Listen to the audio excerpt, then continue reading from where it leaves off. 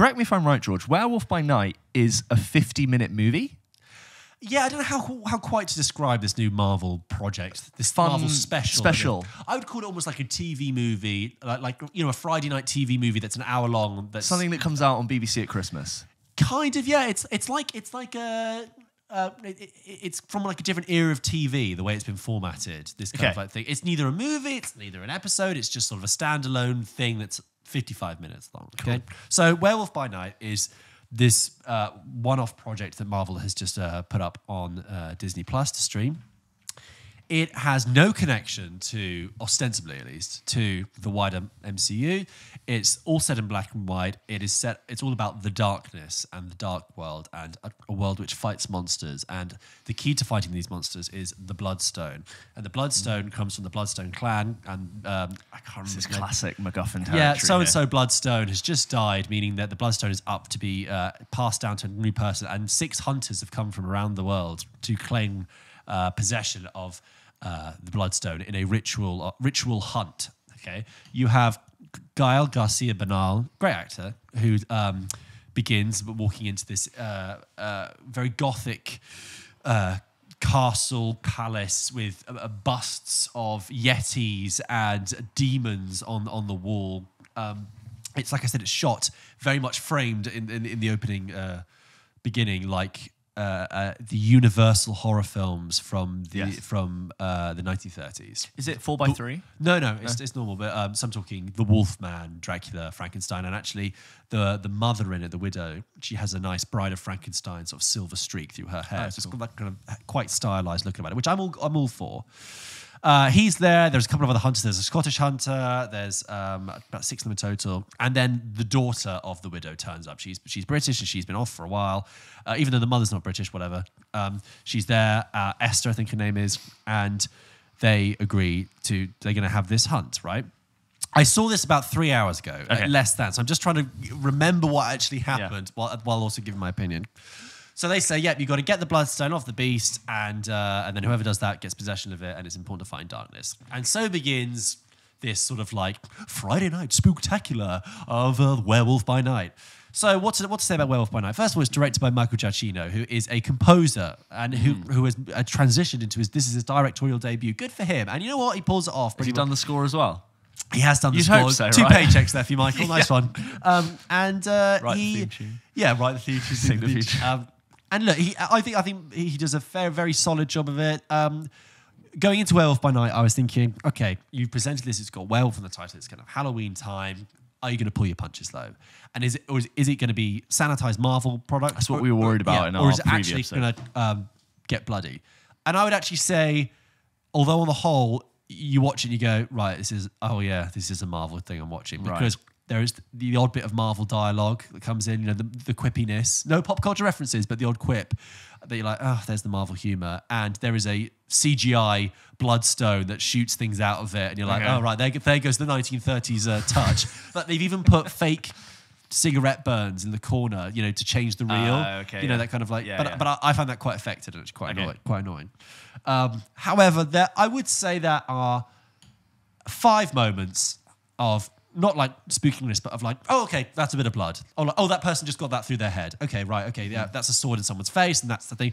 So it's not completely toothless. It has a bit of bite. But on the whole, I just thought, why we have this? What is this for? Because you had said to me, apparently it ties into the wider universe, which I didn't care for. It doesn't need to. We've said this before. It's okay if you want to make. I saw a rumor saying that apparently it links into. That bothered me because if you're going to make a standalone thing, let it be standalone. And as a standalone thing, I think it's fine. It's good if you've got time between appointments. Playing on Monday. Perfect for that. I don't think you'll miss anything by not watching it. But I think if you do watch it, you'll be like, okay. Right, yeah, that's fine. What did come to my mind, though, when I was watching it, and again, I feel like when we talk about Marvel and we talk about Netflix recently, we get quite cynical and sad. Really cynical, I'm sorry. I was thinking, particularly since I had rewatched Guardians of the Galaxy, right? Like earlier I talked about, and it's like, that's from a different era of Marvel 8 years ago. And I'm now thinking, in the last decade, Marvel had something to prove, right? But now they are the apex predator, okay? There is no one who is a competition to them. They have succeeded in their mission. they've accomplished, and the land is theirs, right?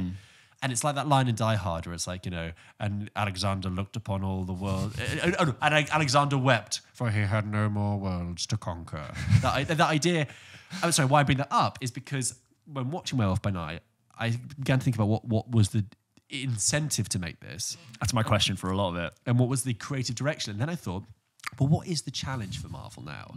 The creative challenge in the last 10 years, right, was whatever we wanted to make, and yes, we get growing in power and growing in money, we still need to prove a place for ourselves in the wider blockbuster sphere. And they were very successful at doing that. So, 10 years ago, it was still like, well, DC could be a rival. And they climbed the highest mountains. They made the highest grossing film of all time. So Marvel was fighting hard to get you to commit to their product and to vote with your wallet.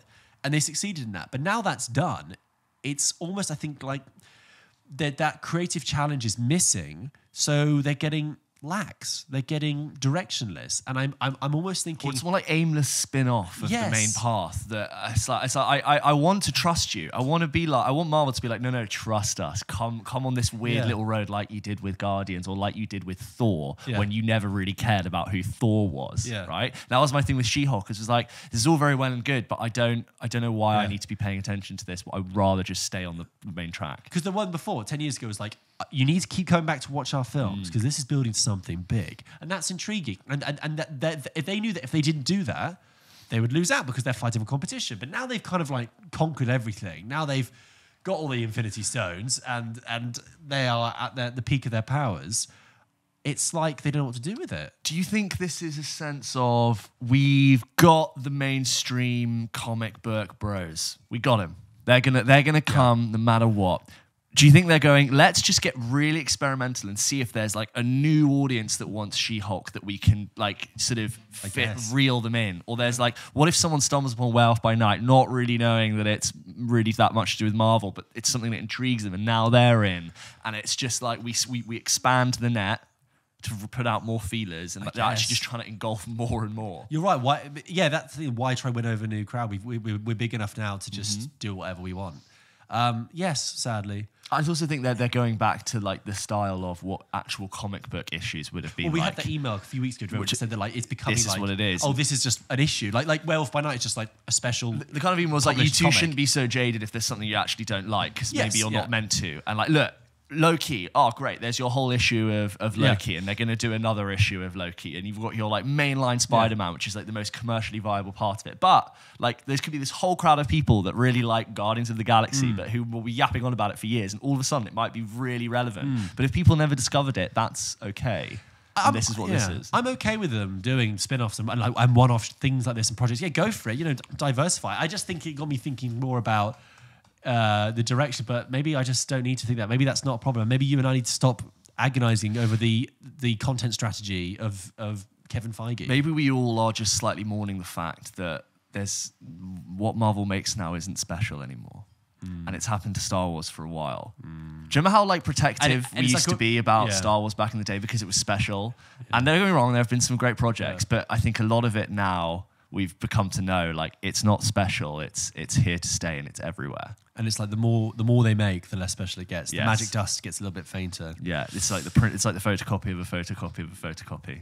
Oh, God, that sounds so depressing. We do still enjoy. So I feel like we end up always going down this road of like, oh God, it's so terrible. Whatever. Werewolf by Night. It's there if you want it. It's not bad. It's fine. If you missed it, you wouldn't be missing much. But good that they've tried to experiment something, and they sort of just about enough commit to the different universal horror look of it. I'll watch it on my plane. There we go.